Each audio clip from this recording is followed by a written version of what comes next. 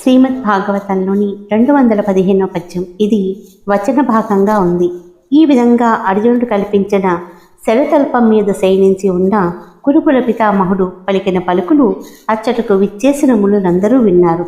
అప్పుడు ధర్మనందనుడు గంగానందనుడైన ఆచార్య భీముని వలన మానవ జాతికి ఆవశ్యాలైన సామాన్య ధర్మాలు, వర్ణాశ్రమ ధర్మాలు, అనురాగ వైరాగ్యాలకు సంబంధించిన ప్రవృత్తి నివృత్తి ధర్మాలు, దాన ధర్మాలు, రాజధర్మాలు, స్త్రీ ధర్మాలు, భగవంతుడికి ప్రియమైన భాగవత ధర్మాలు, శమధమాదులు, చతుర్విధ ఫల పురుషార్థాలైన ధర్మార్థ కామ మోక్షాలు, నానా విధాలైన ఉపాఖ్యానాలు, ఇతిహాసాలు మొదలైనవన్నీ కొన్ని సంక్షేపంగాను కొన్ని వివరంగాను విన్నాడు. తర్వాత మహారథునకు శిరోభూషణమైన భీష్ముడు స్వచ్ఛంద మరణులైన సంయమేంద్రులు వాంఛించే ఉత్తరాయణ పుణ్యకాలం వచ్చిందని తెలుసుకుని అది తను చాలించటానికి అనుకూలమైన సమయమని నిశ్చయించుకున్నాడు.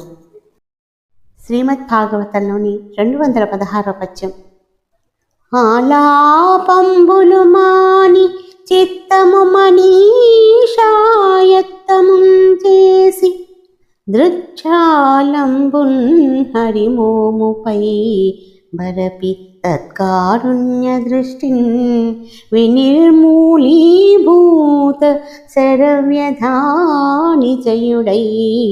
మోదించి భీష్ముండు సంశీలంబొప్పనుదించే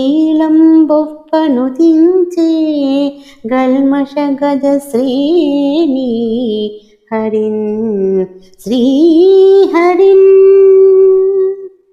అప్పుడు గాంగేయుడు మౌనం వహించి మనసును ఏకాగ్రం చేసుకుని తన చూపులన్నీ గోపాలదేవుని ముఖమండలంపై కేంద్రీకరించాడు. ఆ కమలాక్షుని దాక్షిణ్యమయ కటాక్ష వీక్షణం ఆయన శరీరం మీద గాయాల బాధ ఉపశమింపించింది. అప్పుడు శాంతశీలుడైన శాంతనకుడు సంతోషించి కల్ముషాలనే గజ సమూహాన్ని చించి చండాడే యదుసింహుని నృతించాడు. శ్రీమద్ భాగవతంలోని 217వ పద్యం. ఇది వచన భాగంగా ఉంది.